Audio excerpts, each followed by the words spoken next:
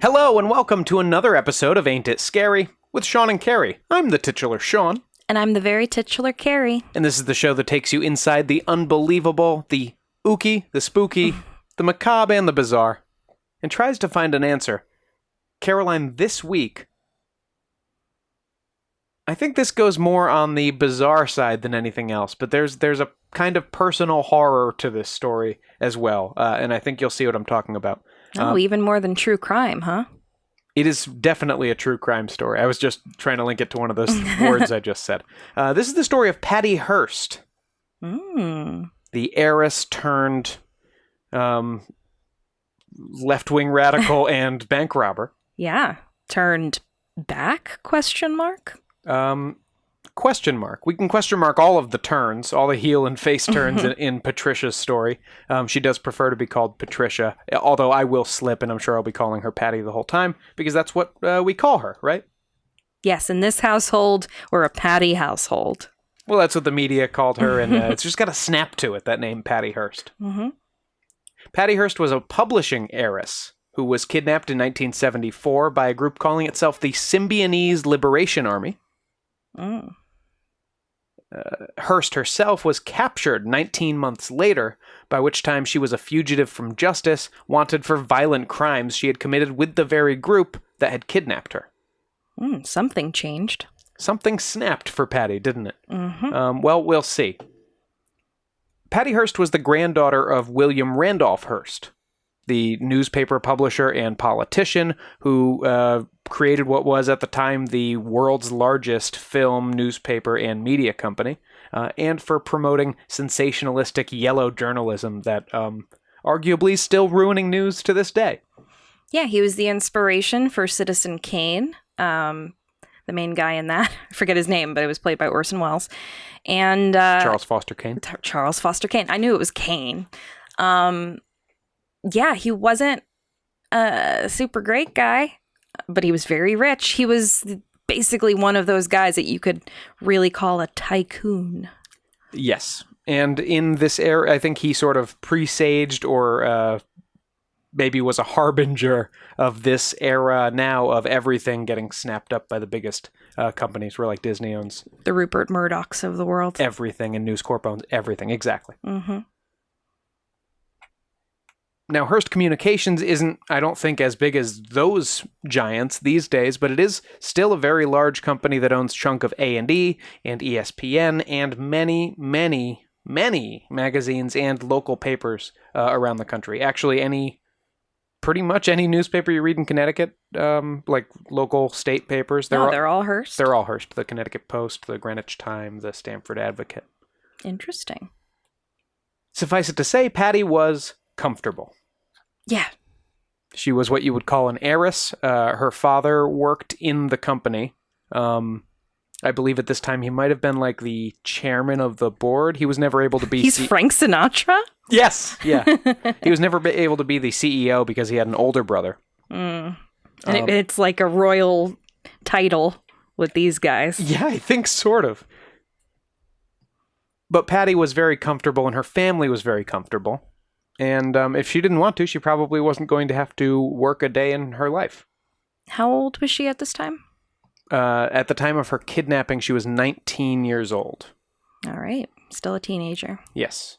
The family was also associated with political action, as moneyed families often are. Mm-hmm. And they especially backed anti-communist and pro-business policies, as you would imagine. Unexpected. Yeah, I don't know why they would do such a thing.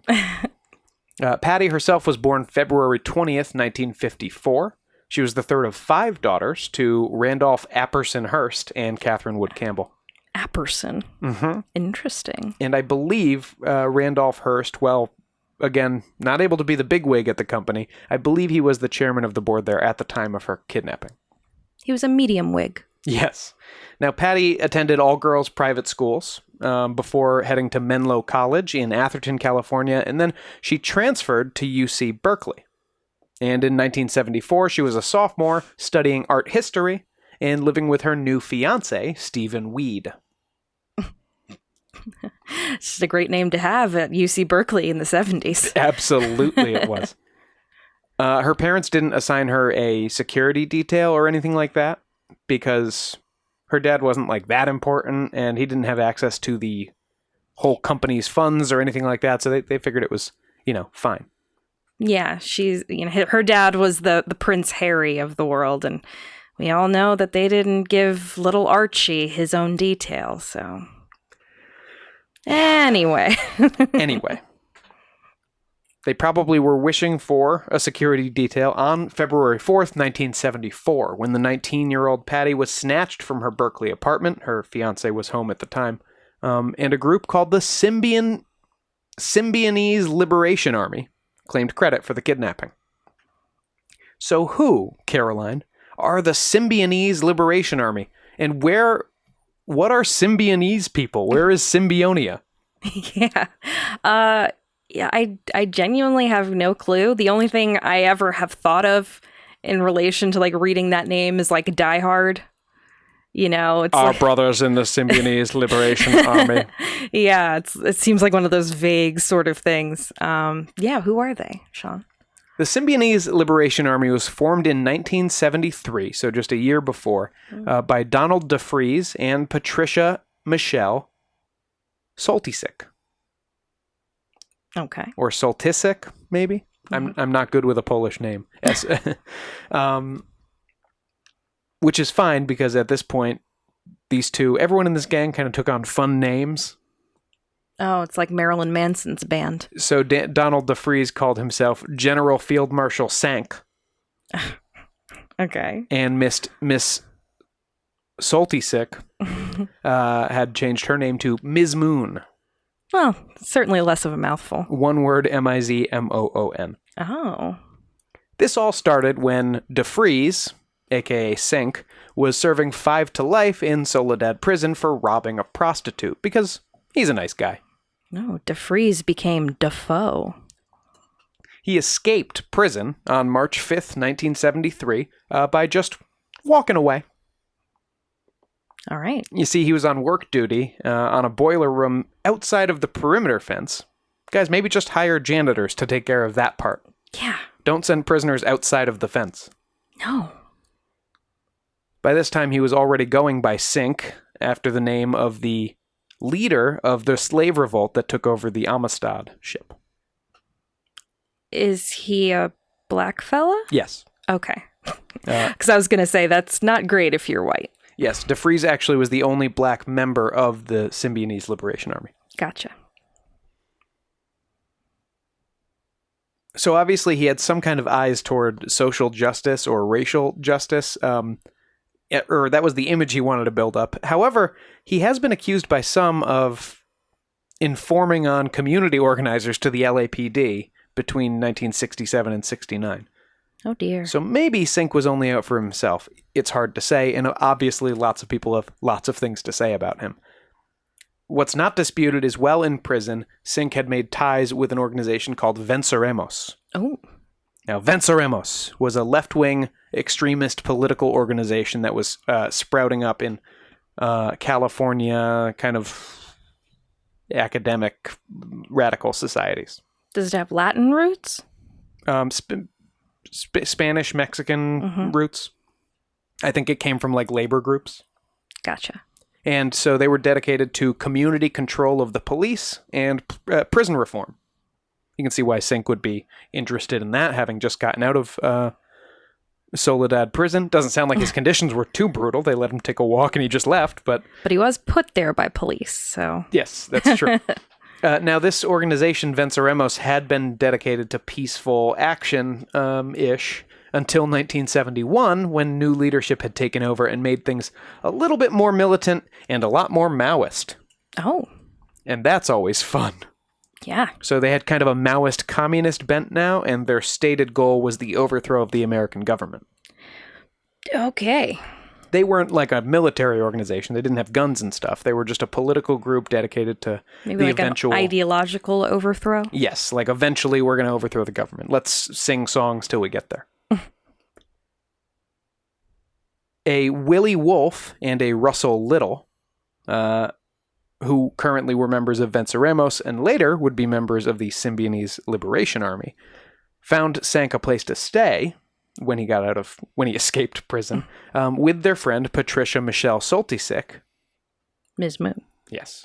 And this is when the nicknames came in, as the two started living together, laying low, talking radical politics, got some urban guerrilla revolutionary ideas in their head, and became lovers. Oh. And so they grabbed Willie Wolfe, Russell Little, a few other true believers, and the first action of the Symbionese Liberation Army would take place on November 6th, 1973, when two members of the group killed Oakland school superintendent Marcus Foster and badly wounded his deputy, Robert Blackburn. Oh. See, Foster was shot 8 times with hollow point bullets that had been packed with cyanide. Oh, God. So you take your hollow points, which already do a lot more damage inside a person's body. Insult to injury. But you fill that with poison. So he died. Yeah. Blackburn was shot at close range with a shotgun and managed to survive, although not without some lingering injuries, obviously. Why'd they target him? Well, it's very curious. Foster was actually the first black superintendent in the history of Oakland. But this group objected to his plan to institute student ID cards. They said that made him a fascist, and he had to go.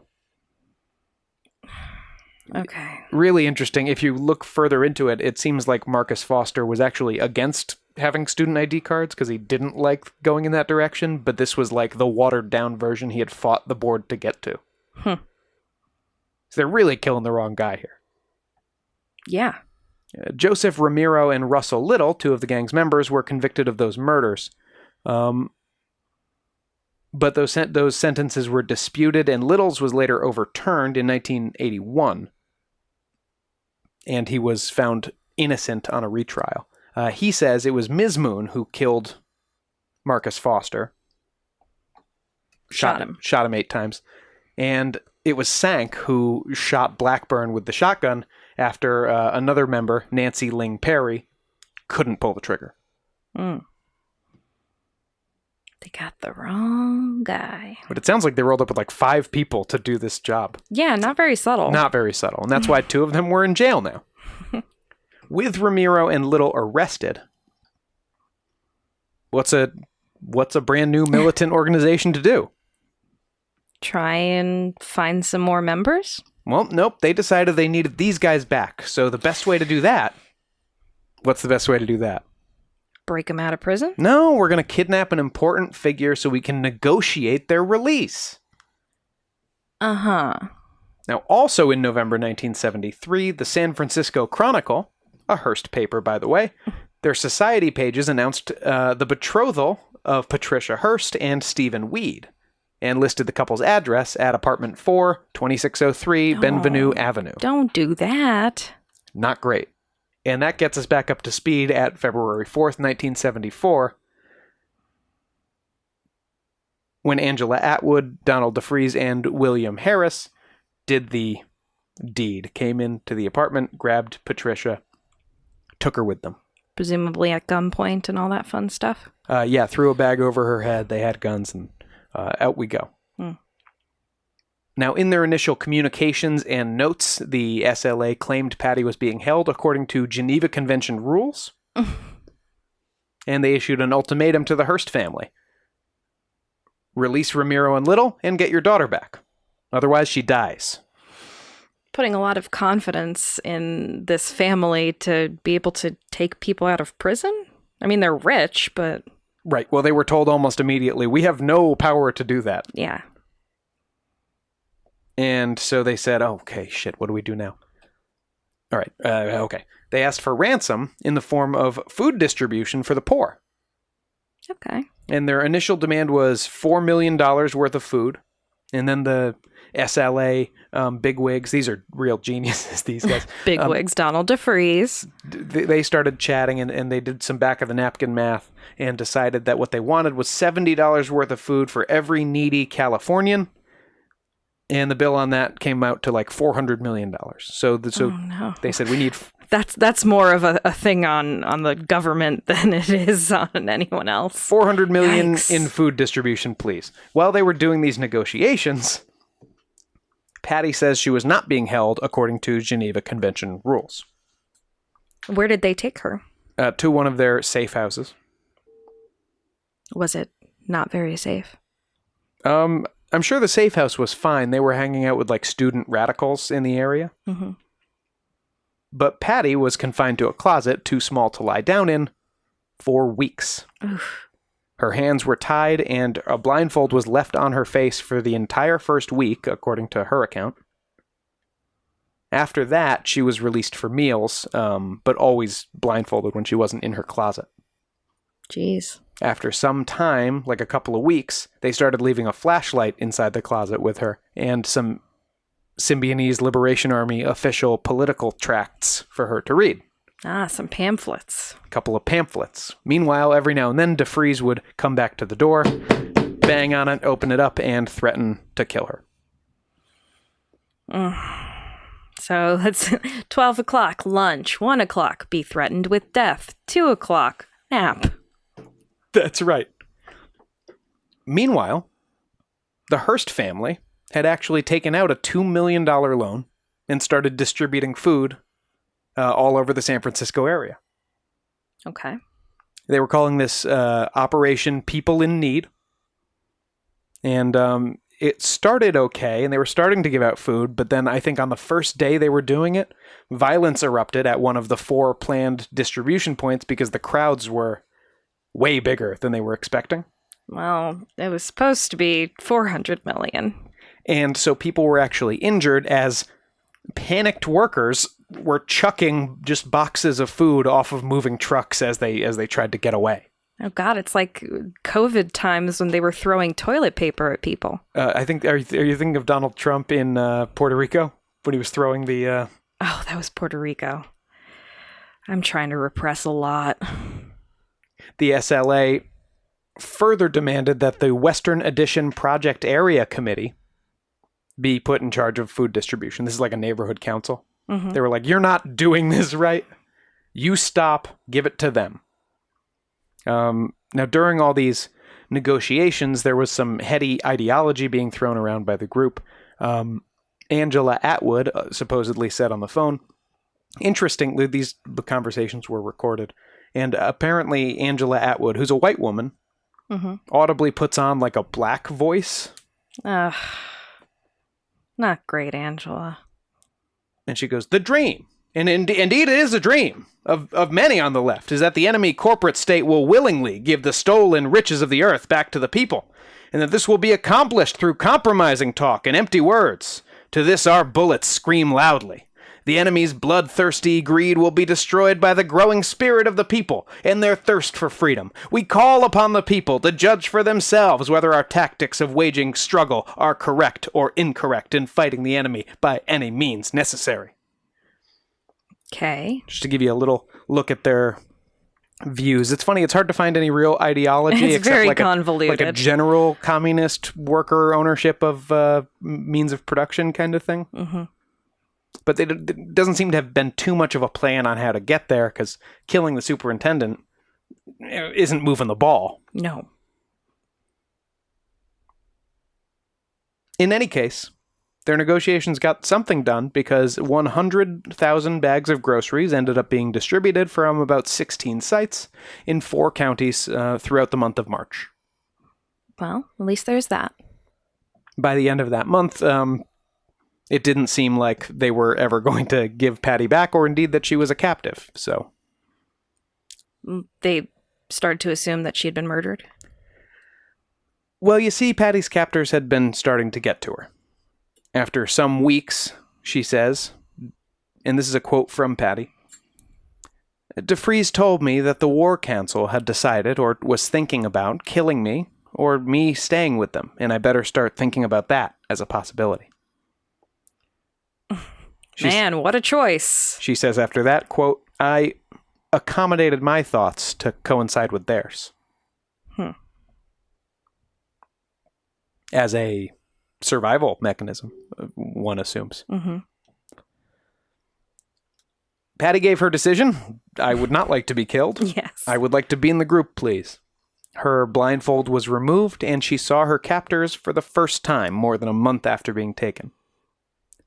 At this point, they immediately started Patty on daily lessons, or classes, they called them. They don't sound super organized, on her duties in the gang, and especially weapons training and weapons handling and marksmanship. So had they done anything else besides the murder of the superintendent and kidnapping Patty? Nope. Okay. So this is probably just as much for them as it was for her. Yeah, I bet they still needed some, although I think some of these guys are more hardened criminals than a 19-year-old heiress, certainly. Yeah. Now, it was around this time that Angela Atwood, who was one of Patty's closer friends, quote unquote, in the group in the time she was there, told Patty that she needed to know what sexual freedom was like in this unit. And Patty was subsequently raped by William Wolfe, a.k.a. Cujo, and later also by Donald DeFreeze. She took on the nom de guerre Tanya after Che Guevara associate Tanya the Guerrilla. That's not a gorilla, that's a guerrilla. Guerrilla, yeah. And she announced this to the world, her newfound allegiance with the Symbionese Liberation Army and her new name of Tanya, in a tape that was released April 3rd, 1974. This was 2 months after the smiling, semi-party girl heiress had been snatched from her apartment. Yeah, but I mean, even just 1 month of being imprisoned in a dark room, not being able to really sleep, only having propaganda to read, I'm sure she wasn't doing great mentally. So. And you're not totally alone. You're alone most of the time, but then you come out for meals and you're just surrounded by people who are talking their crazy political talk all the time. Or telling you they're going to kill you. Mm-hmm.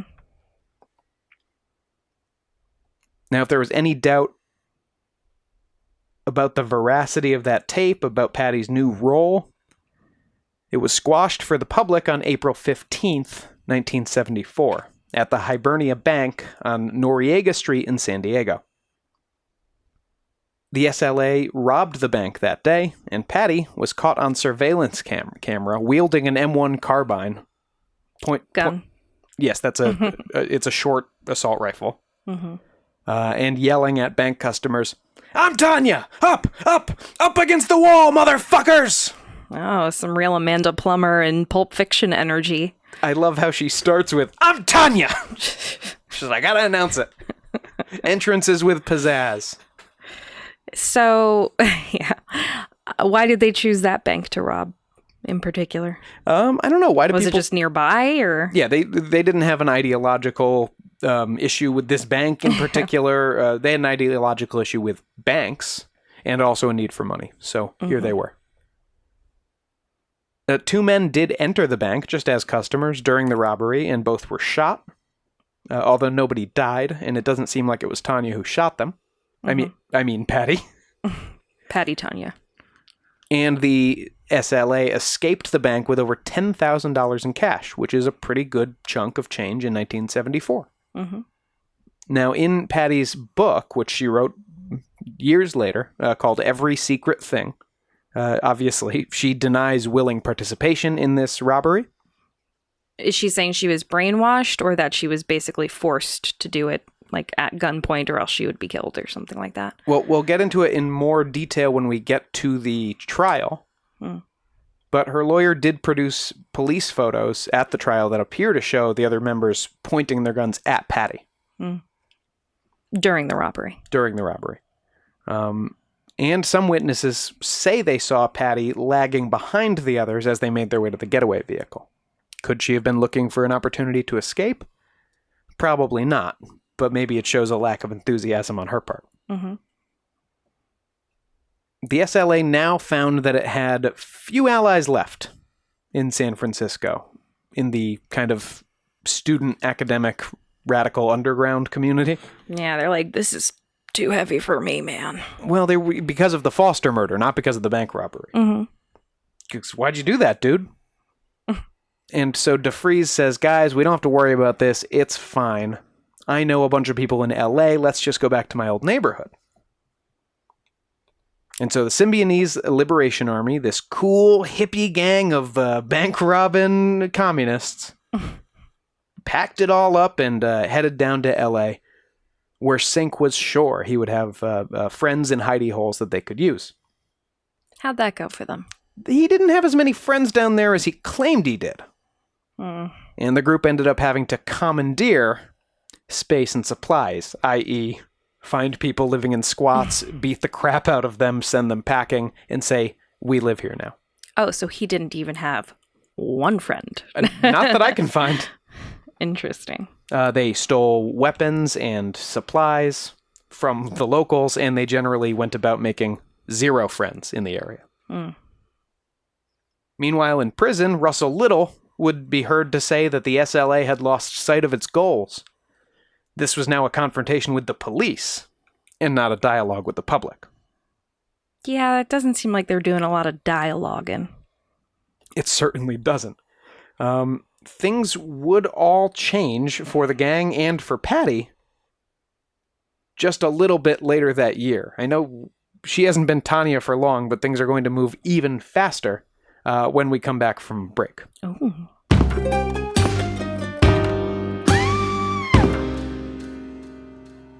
This episode of Ain't It Scary with Sean and Carrie is brought to you by Hunt a Killer. Do you have what it takes to go into the mind of a serial killer?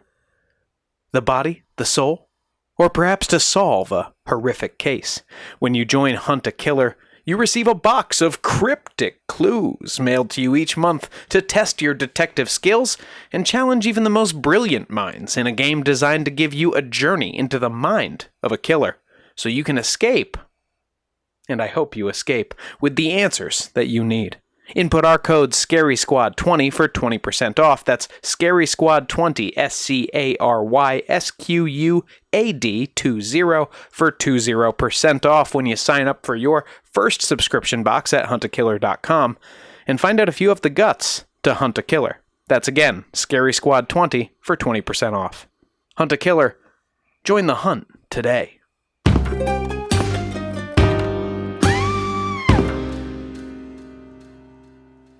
Welcome back.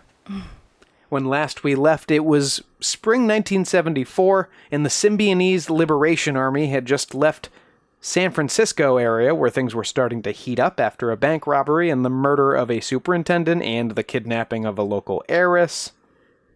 And they had headed down to L.A., where they thought things might calm down. And they brought the heiress with them. And they brought that heiress with them. Patty had taken on the name Tanya at this point, after Tanya the Guerrilla. But as I teased before the break, things were only going to heat up more for the SLA after this, and it all started for the stupidest of reasons. Usually does.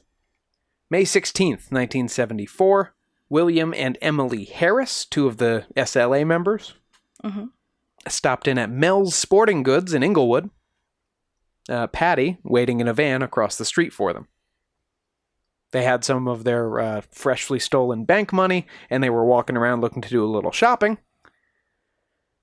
But William Harris wasn't some capitalist here to spend money, and so he stuck a few loose items in his pants and tried to shoplift, as you do when you're a shithead kid. So why even bother robbing a bank if you're just going to steal stuff? Yeah, it's a good question. The manager observed Harris shoplifting, so he couldn't have been too sneaky about it. Certainly. These are supposed to be professional criminals at this point. And there was a scuffle outside of the store during which Harris found himself completely restrained by the manager. And as they struggled, the gun fell out of Harris's waistband and clattered across the pavement. Oh.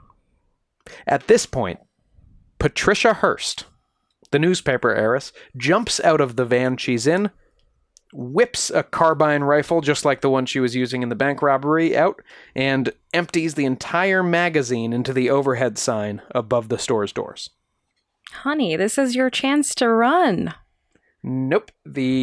Everyone in the store dropped to the ground except for the Harrises. The owner, or the manager of the store, dove for cover, and that let the Harrises make a run for it. And what happened with Patty? The manager actually went for the gun lying on the ground at one point, but Patty both reached for the gun. Patty started shooting her gun closer to him, and he backed off. Patty, no. And so the three, Patty and the Harrises, abandon the van at this point and abduct steal a couple of cars. Well, hijack a couple of cars. They abducted the drivers, of course, as you do, for safety. The driver of Patty's car found her so charming and personable that he was reluctant later to report the incident. Wow. He testified at her trial. She was casually discussing the effectiveness of cyanide-tipped bullets as if that was a conversation piece. But she was also repeatedly asking if he was okay. Interesting. I've never been kidnapped in a better way. She was very kind, and I learned a lot about cyanide. Now, as I said, the van was abandoned at that sporting goods store. What do you think? Good idea? Nope. Not when there's unpaid parking tickets in the glove box that have the address of your hideout. Wah, wah. And so by the time Patty and the others returned to the hideout, cops had the place surrounded. Fabulous. And they bolted. Patty and the Harrises, not the cops. Meanwhile, SLA members obviously also noticed the police surrounding the house. Yeah, they don't tend to be subtle about these things. So they escaped, and they took over a nearby home occupied by a Christine Johnson and Minnie Lewison. Now, this quote is from a 17-year-old neighbor who had passed out on Christine and Minnie's couch when the gang members showed up. When the SLA members show up. I keep calling them a gang. They're not like a criminal gang. They're more of a domestic terrorist group. Sure. Anyway, the 17-year-old neighbor says, I went down to Minnie's every Thursday evening to play some cards and drink a little. I fell asleep early, and when I woke up around 2 a.m., I saw 4 white women and 3 dudes, 2 blacks and 1 white. I saw guns spread out all over the floor, and I asked them why they had guns, more than I'd ever seen in my life. They didn't answer, and instead, the black dude asked me my name and then introduced me to everyone. She was asked by the police if Patty Hearst was there. Man, how can I tell? All white women look the same to me. So they had found kind of a secondary hiding spot. Did the police capture anyone? No, they all moved undetected to this other location. Wow. But an anonymous caller the following day told the police that, quote, heavily armed people are occupying my daughter's home. Well, not that anonymous. And more than 400 LAPD officers surrounded the whole neighborhood this time. Okay, so let's do this thing. A bullhorn rang out with the message, Occupants of 1466 East 54th Street. This is the Los Angeles Police Department speaking. Come out with your hands up.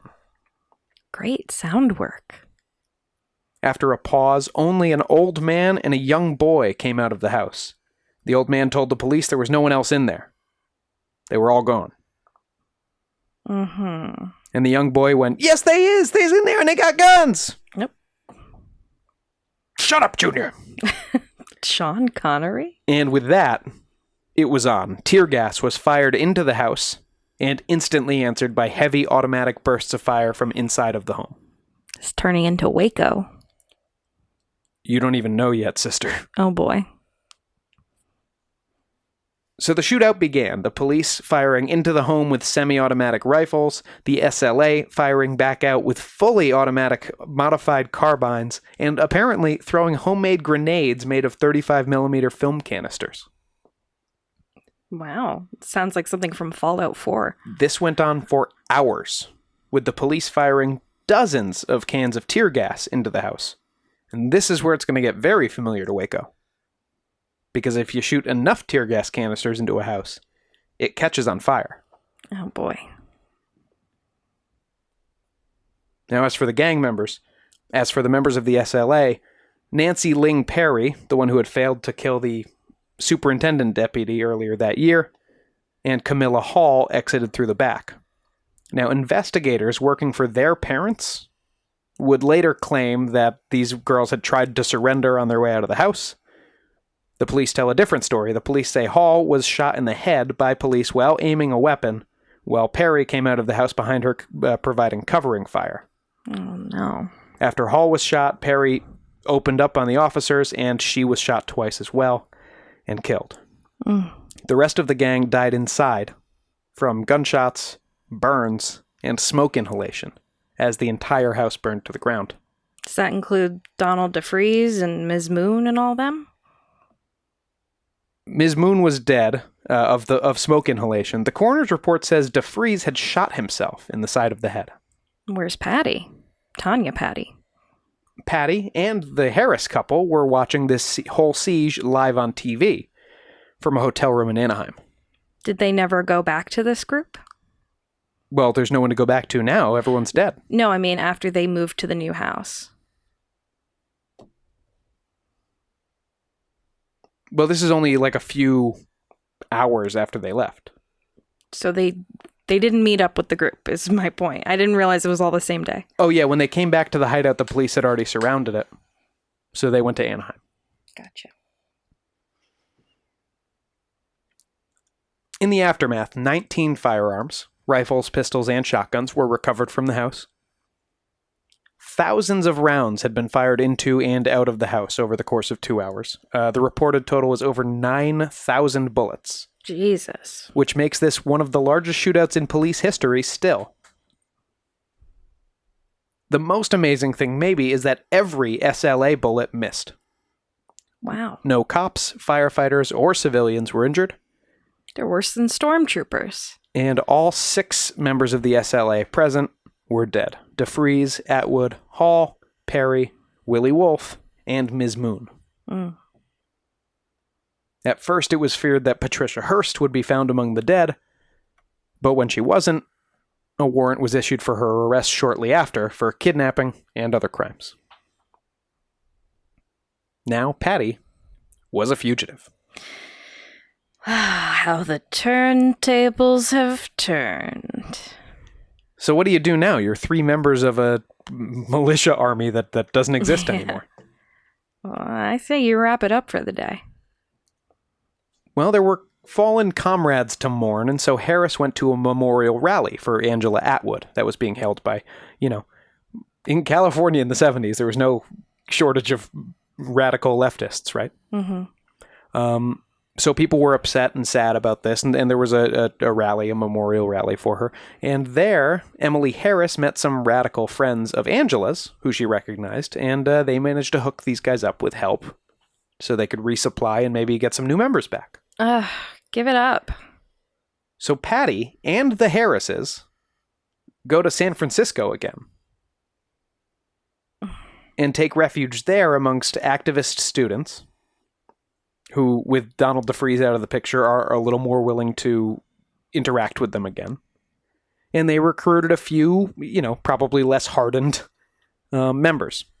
At this point, the SLA, the new SLA, if you will, consisted of Patty Hearst, the Harrises, Emily and William, Wendy Yoshimura, now siblings Steve Celaya and Kathy Celaya, and Kathy's boyfriend, James Kilgore, and Michael Borton. That's the 8 members of this group at this point. Mm-hmm. And in April 1975, remember, Patty was taken in February 1974. In 1975, the members of the SLA robbed Crocker National Bank in Carmichael, California. Now, unfortunately, this time, a Myrna Lee Opsahl, a 42-year-old customer of the bank and a mother of 4, was killed by Emily Harris's shotgun. Oh, God. Harris said the killing was an accident. Doesn't bring back those kids' mom. Sure doesn't. 5 members of the SLA were convicted of these crimes after pleading guilty in 2002. That recently? Yeah. It actually took 2 assistant DAs to go to bat for the case because the attorney's office didn't want to go after it because the evidence was all circumstantial and stuff. And it all happened because one of these people ended up having a different charge that now they had something to bargain with. And meanwhile, the others had all, I don't want to spoil anything. Patty also apparently helped make some improvised explosive devices that were used in 2 attempts to kill police during August 1975. Neither of those devices killed their intended targets, and one of them failed to detonate at all, because 20-year-old California heiresses are not known for their, bomb-making skills. No? After a long and highly publicized search all through the summer, on September 18th, 1975, Patty Hearst was arrested with Wendy Yoshimura in a San Francisco apartment. All right. The police had snaked their tendrils through the student community, gotten all the information they needed, and gathered everything, gotten their eggs into one basket before they pounced, because the Harrises and Stephen Celaya were also arrested that same day at separate safe houses. Wow. Okay. While being booked into jail, you're asked for your occupation, and Patricia Hearst listed hers as urban guerrilla. And she told her lawyer, she's asked if her lawyer could get a message out to the public for her. And she said, "Tell everybody that I'm smiling, that I feel free and strong, and I send my greetings and love to all the sisters and brothers out there." How long was this after she was first kidnapped at this point? 22 months. Damn. Okay. Hi guys, it's Sean in the edit. That's 19 months Patty was missing. Like I said at the beginning of the show, you'll see where my brain got that 22 months from later on. And hey, that's a nice tease for later. Enjoy. And let's talk about the Patty who was arrested 22 months after she'd been snatched. Patty's weight at this point was down to 87 pounds. Jesus. A psychologist connected with the police who they had interview her, named Margaret Singer, described her as a low-affect, low-IQ zombie. Well, food deprivation and sleep deprivation are both used in cults to kind of help mind control people. I mean, Jim Jones used it. He would ration the food that people would be able to eat. It was usually just like rice and stuff. He would wake you up at all hours of the night, and it was enough to kind of drive you crazy enough to believe what he was saying just because you weren't in your right mind. And Manson did the same thing to his people. He just framed it as partying so they would do it willingly. Yeah, I think also some of that was just not being able to afford food because they were living on some old man's ranch. Yeah, that too. She had some brain drain, apparently. I gave her an IQ test when she was recovered, and she tested at 112 rather than the 130 Patty's IQ had supposedly been on her kidnapping. Mm-hmm. Who knows? IQ tests could be subjective or whatever. It's also worth noting that's still above average. Sure. Patty was also now a heavy smoker who was plagued by frequent nightly nightmares. And she apparently had major gaps in her memory of her pre-Tanya life. Oh. Wow. Now, once she started talking and not just spouting political jargon and stuff, Patty claimed she had been forcibly drugged with LSD and had been coerced into participating in the bank robbery. And that's the defense she was going to go with, at least with her initial lawyer. That was Terrence Hallinan, and he told Patty, don't talk to anyone, don't give interviews to psychologists or psychiatrists or newspaper people or anyone. Mm-hmm. And we're going to go with the defense that you were forcibly drugged and that at the time of the bank robbery you were too much on drugs to know what was happening. So not necessarily brainwashing, just drugging and coercion. Yeah, and what he told Patty was that a successful defense on the principle of brainwashing would have been completely unprecedented at the time. There's no legal code for it. It doesn't say in the law that you're fine if it's brainwashing. Yeah, I don't even know if Jonestown had happened yet, so that was probably the first. Well, I mean, there's also the Manson family, but that was like a completely bizarre situation. But, the Jonestown situation is kind of one of the first big cult brainwashing things on the national scene that we dealt with at the time. I didn't. Yeah, although America. Anyone who was killing people at Jonestown who wasn't Jim Jones, probably was directly fearing for their life. Oh, yes. I'm talking about everyone who was killing themselves and that whole situation. Now, Patty did start doing many interviews with psychiatrists after she changed lawyers. Mm. She started, I don't know if she just started having second thoughts about this defense or if maybe her thoughts and feelings about brainwashing weren't being listened to or what, but she found a young hotshot by the name of F. Lee Bailey. F. Lee Bailey. Our old pal. Well, you might recognize him, audience, from being involved in the O.J. Simpson trial. That's probably one of the more recent things that he's done. Mm-hmm. And he was played by Nathan Lane on the People vs. O.J. Simpson TV show. Played beautifully by Nathan Lane. I think he did a great job. He also got a footnote mention in our Barney and Betty Hill episode because Betty appeared on his television show, Lie Detector. Mm-hmm. He was a lawyer who... God, when he was practicing, the most dangerous place in the country was between F. Lee Bailey and a camera. Now, Bailey strongly advocated for a defense of coercion or duress. Maybe not brainwashing per se, but the idea was that Patty was not making her own decisions at the time. And so Patty began giving long interviews with psychiatrists, including a Robert J. Lifton, who was brought in from Yale University, and he was an expert on coercive persuasion and thought reform. Seems like a good fit. Perfect guy. And in her book, Every Secret Thing, Patty says that Dr. Lifton, quote, pronounced me a classic case which met all the psychological criteria of a coerced prisoner of war. If I had reacted differently, I'll put in brackets here, to his questions, that would have been suspect, he said. It still took some weeks after Patty's arrest for her to fully repudiate the SLA and its ideals. Yeah, I mean, there were still people that were into Manson years and years later. Just look at Squeaky Fromm trying to kill Gerald Ford in the 70s. That's right. She went to prison for that. Yep. That'll happen. The trial finally commenced on January 15th, 1976. It was presided over by Judge Oliver Jesse Carter.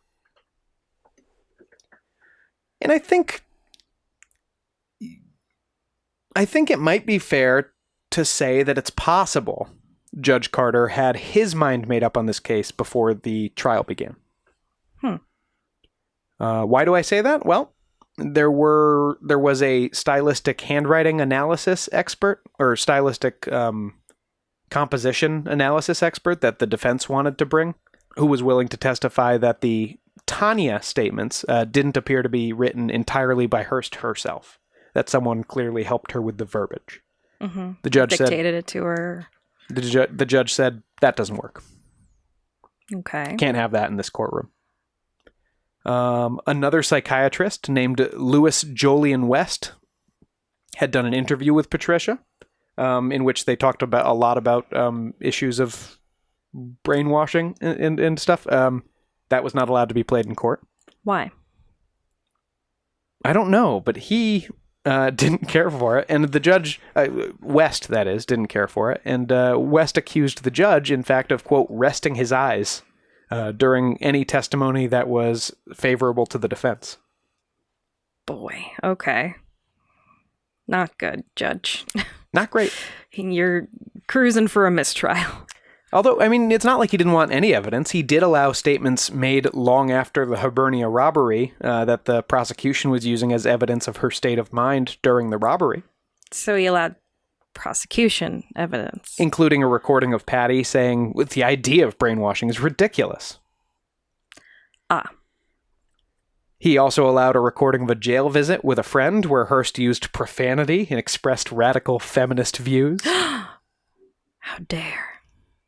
And finally, on the subject of since Bailey was going for a defense of, she was acting under duress, the judge made a point to specifically instruct the jurors that Patty had to be acting out of, quote, immediate fear for her life, or else they could not pronounce her innocent.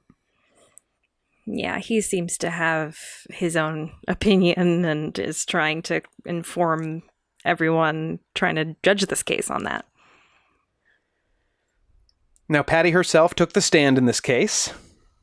She testified that the SLA members demanded she appear enthusiastic during the robbery and said if she made any mistakes, she would pay for them with her life. As I said, Bailey provided police photos showing that there were SLA members pointing guns at Patty during the robbery. When asked to explain her actions at the sporting goods store, firing those like 30 rounds into the side of that building, Patty said that was one of the situations that had been specifically covered in these training courses they were giving her every day. And that's exactly what she'd been told to do over and over again. So she didn't even think about it. And if they had gotten away and she hadn't done anything, she said, they definitely would have killed her. Okay. Meanwhile, the prosecution's star witnesses were expert witnesses, psychologists and psychiatrists who made all kinds of blanket statements and judgments about Patty's personality. They hadn't interviewed her or anything? They had, but okay. The star witness was Joel Fort. He might have been the most important witness in this trial. He described Hearst as immoral and as a rebel in search of a cause. Sounds a little judgy for a psychologist. You think that sounds judgy? He told the jury all about how Patty had lied to nuns at her school about her mom having cancer just to get out of a test. Yeah, who doesn't? I'm kidding. I've never done that, Mom. Sorry. He told them that she had experimented in her youth with drugs like LSD. Mm-hmm. And you'd think the other stuff sounded judgmental. He speculated that Hearst had voluntarily had sex with Wolfe and DeFries. And once again, the judge allowed testimony about Hearst's earliest sexual experiences as evidence that she was promiscuous. Ugh. Horrible. Now, the thing that probably looked the worst along that line for the jury was when Joel Fort pointed out that in Patty's purse, police had found a little, they call it an Olmec monkey. It's a little like Aztec-looking charm. Mm-hmm. She still had it with her on her arrest, and it had been given to her by Willie Wolfe, a.k.a. Cujo. Mm-hmm. The question being, if this was this horrible, rapist who ruined your life, why did you keep the gift he gave you? I see. Even after his death. From the stand, Patty could only lamely respond that, I like art. I studied art history.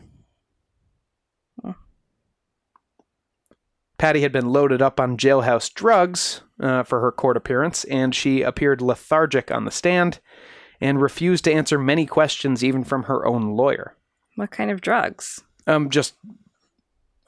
actually don't know. I just saw newspaper reports suggesting that she appeared to be on. But I don't know if they might give you some anxiety or antipsychotics if you're freaking out after your arrest or before your trial.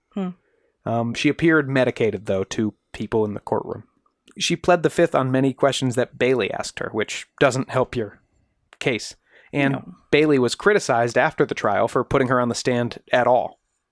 One of the male jurors was quoted as saying, "We didn't know if we was looking at a live girl or a robot." Okay. This is another damaging... There's lots of recordings of Patty that were damaging, recordings she had made as Tanya. You could say she's just playing into the role or whatever. But one recording released to the public after the shootout at the gang hideout when most of the SLA had died included Patty saying, "Cujo was the gentlest, most beautiful man I've ever known. We loved each other so much, and his love for people was so deep that he was willing to give his life for them. Neither Cujo nor I had ever loved an individual the way we loved each other. Probably this was because our relationship wasn't based on bourgeois values." Oh, dear. Well, that's not great to have on recording. No, it's not. And that was, I believe, recorded to be released to the public as like a statement from Tanya of the SLA, But it muddies the waters, especially for that jury. Yeah. And the prosecution had convinced them that it was important to Patty's case that she had been raped by these two guys. Deliberation took 12 hours and apparently put many of the jurors into tears. Why? Frustration or? They were talking a lot about, I think there's a central... This is why when I said this has a kind of a personal horror to it, I think it's a horrifying idea. It's like the way that cult stuff fascinates us, right? It's this horrifying idea that a normal-ish person could be put in a situation and then have their mind snap and become a different person. Mm-hmm. That's what this appears as from the outside, right? This, 19-year-old girl gets arrested and then she'll just, I'm telling you, motherfucker, 2 months later. Is scary. Yeah. And so I think the jury, sees shades of that in this case and finds that scary. They're also heavily discussing the kidnapping and rape of a 19-year-old girl. Yeah. So that'll bring you to tears. Not a fun day to have. No. It was March 20th, 1976, when Patty was pronounced guilty of armed robbery and the use of a firearm in a felony. She was sentenced to 7 years in prison. Now, shortly after Patty went to prison, though, she suffered a collapsed lung, which left her unable to testify against the Harrises for the sporting goods incident. How did she get a collapsed lung? Like pneumonia or something? Yeah, I don't think it was. She wasn't like shivved or anything. Jeez. Speaking of that was when Patty caught those kidnapping charges. She just ended up with probation on that one because she pleaded no contest, and the judge said because there was, quote, coercion amounting to torture in the case, she got probation for the kidnapping. Meanwhile, the Harrises, without Patty there to testify in court against them, only caught the kidnapping charge, and they served 8 years each in prison without the firearms and, theft charges. Mm-hmm. So there were a lot of people who felt that Patty shouldn't have gotten jail time. Obviously, given 12 hours of deliberation, there were some people in the jury who felt that she shouldn't have gotten jail time. Mm-hmm. And some people in local government were getting interested. In fact, Representative Leo Ryan started to collect signatures on a petition for Patty's release. Speaking of Jonestown. Yeah, that's right. This is 1976. And 2 weeks after he started that petition, he visited Jonestown in Guyana as part of a government investigation into the People's Temple. How'd that go for Leo? We'll tell that story on another podcast, but Leo died in Guyana. Yeah. Leave a pause there. Pour one out for the People's Temple. Sure. The victims of the People's Temple, not the People's Temple. Great place. Great place. However, even without Leo Ryan's signature, what a good guy, though. He seems like he's just on all the right sides of things. Yeah, he does seem like he was a good guy. Liked helping people. Yeah. Patty's sentence was commuted to time served by President Jimmy Carter in 1979. She had spent 22 months in prison at this point. About the same time as she spent... On the run, in captivity, and then brainwashed and all that fun stuff. And on January 20th, 2001, President Bill Clinton pardoned Patty Hearst fully of all charges on his last day in office. That I did know, yeah. So what's Patty up to now? Well, Patty's 67 years old. 2 months after she was released from prison, she married Bernard Lee Shaw, who... Not Stephen Weed. Not Stephen Weed. Nope, she didn't rekindle that romance. Bernard Lee Shaw she had met during the investigation. He was a cop from her security detail while she was on bail after the trial. That's kind of romantic. It is. They had 2 children together, and they stayed married, I believe, until he passed in 2013. Oh, that's kind of nice. Patty threw herself into childhood AIDS foundations and other charity work. That's, I think, what you do when you're an heiress. Sure.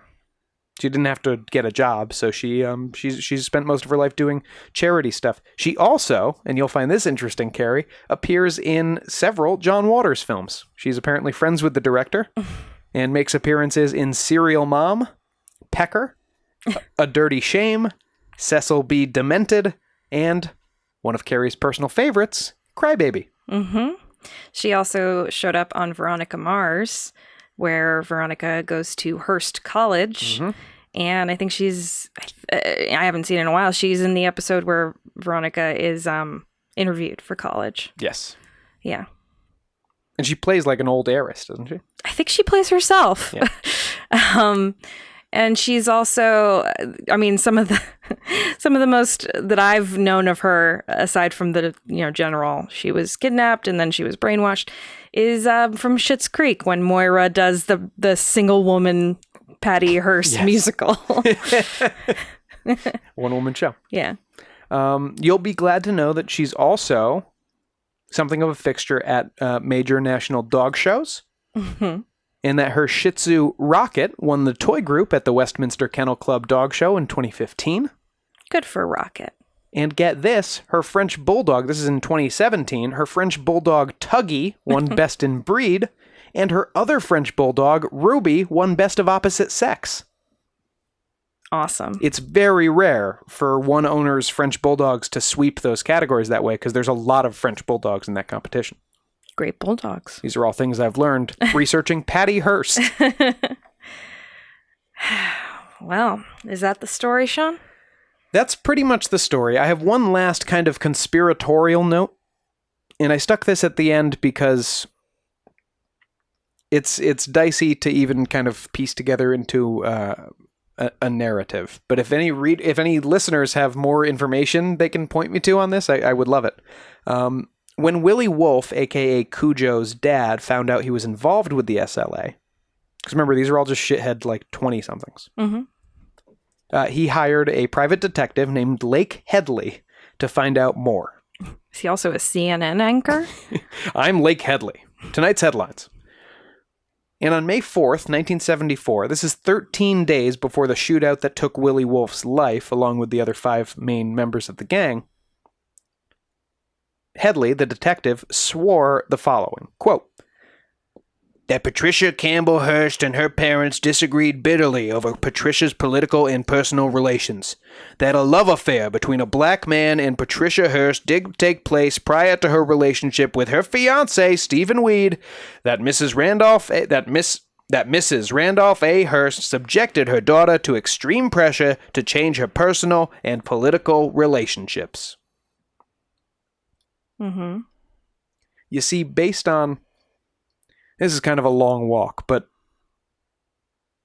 at some point, about a year before Patty was kidnapped,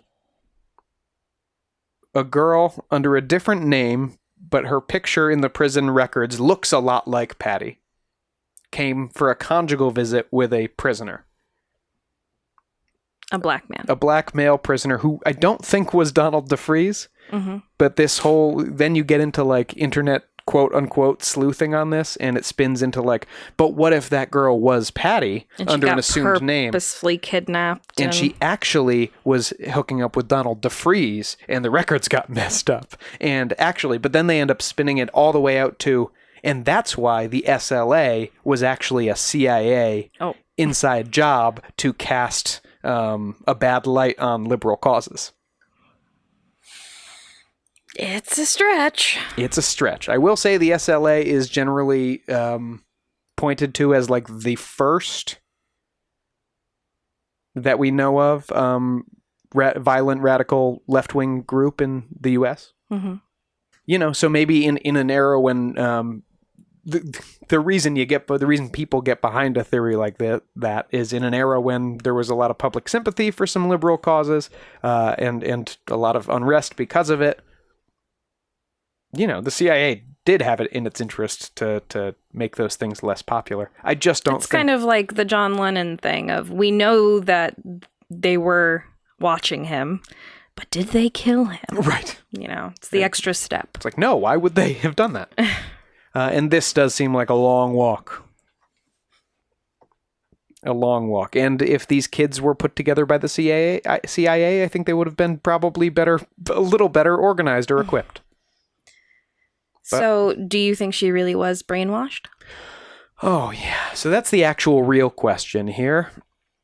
I don't know, but it fascinates me. I think some people are more susceptible to having their personalities muted and replaced.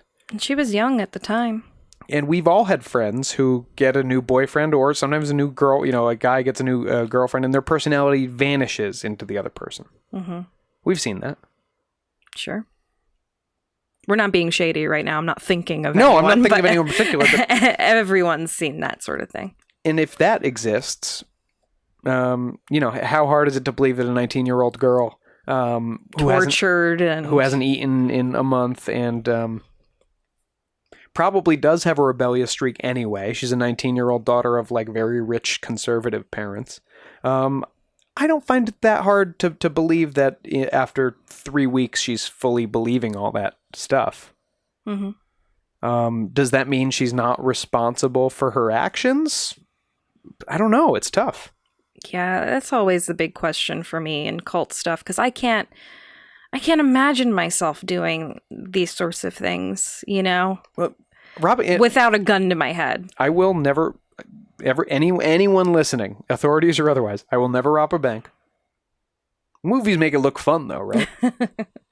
Sure, but I mean, I can't imagine myself doing some of the things that cults have done, killing people, committing crimes, killing themselves. I can't imagine doing that, even under brainwashing, but I've never been brainwashed to that degree. I think we've all experienced things where we were a little brainwashed, whether it's being around friends or other people that, kind of foisted their opinions on politics or sports or all different kinds of things on you.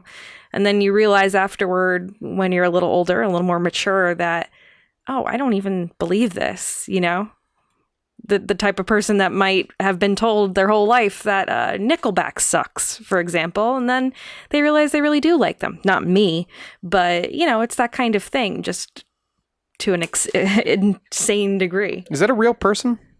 Because I don't want to meet that person. Well, that's the exact thing, though. If you hear Nickelback and you go like, this is what I've been waiting for all my life, actually. Well, I just don't think you're going to bring much interesting to the table. Well, imagine you as a kid, Sean. I know you like the color pink.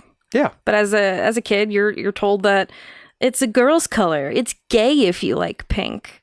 And that probably made you think, at least as a kid, I don't like the color pink. It took me a while to come back around to it, yeah. Yeah, it's kind of that, but multiplied by 1,000, I can't imagine it, so I have no clue. It's come around now where I'm more worried that pink stuff will get me mistaken as like a frat bro. No, you don't have any pink polo shirts or salmon colored shorts. I think you're good. Not yet.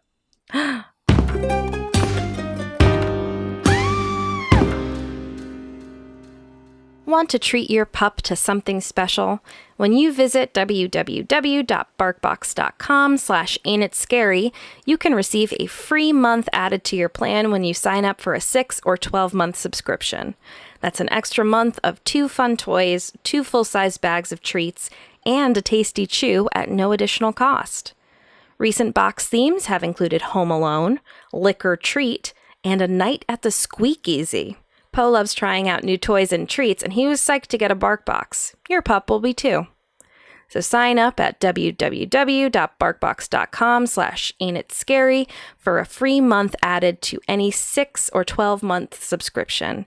That's barkbox.com/AINTITSCARY.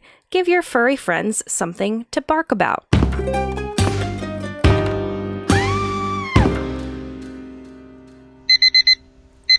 It's true crime time. Oh!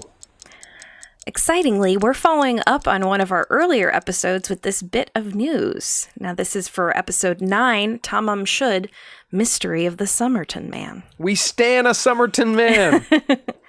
For those who may not remember, the Somerton Man is a John Doe whose body was found on an Australian beach, slumped against a seawall on December 1st, 1948. And he was dead. He sure was. He wasn't just drunk, he was dead. His identity has remained a mystery until now, perhaps. Australian Attorney General Vicky Chapman has approved an exhumation order requested by South Australia Police so they could possibly discover the identity of the Somerton Man once and for all. Chapman stated, quote, It means that finally, I'm not even going to try an Australian accent at this point. It means that finally this case, which has been studied, investigated, and followed for more than 70 years, will be re-examined, and hopefully many questions around his enigmatic life will be answered. Though there isn't a set date for exhumation, it will likely be very soon. Detective Superintendent Des Bray told ABC Australia that improvements in technology would give forensic experts the best chance yet to, quote, possibly identify the man through his DNA and finally establish his cause of death. Ideally, we'd like to identify a source of good quality DNA and then generate a DNA profile from it. That profile we could compare to potential descendants, she said. South Australia Forensic Science... They're talking about Robin. Yeah. There's a specific descendant they're talking about. Mm-hmm. South Australia Forensic Science Director Lindsay Wilson-Wild says that, quote, it's going to be extremely challenging in a technical sense. The remains have been buried for over 70 years, and, in addition, the body was embalmed, which adds further complications. But hopefully they'll be able to identify a good source of quality DNA and then generate a DNA profile from it. So if they do end up finding the Somerton man's identity, we'll be sure to update you. And if you don't really care about who the Somerton man is, go listen to that episode, because you might find yourself caring by the end. It is a... I was yelling stuff by the end of that one. A tragic story of love and espionage. Or maybe not. Who knows? Or maybe not even murder or suicide. Stay tuned, everyone.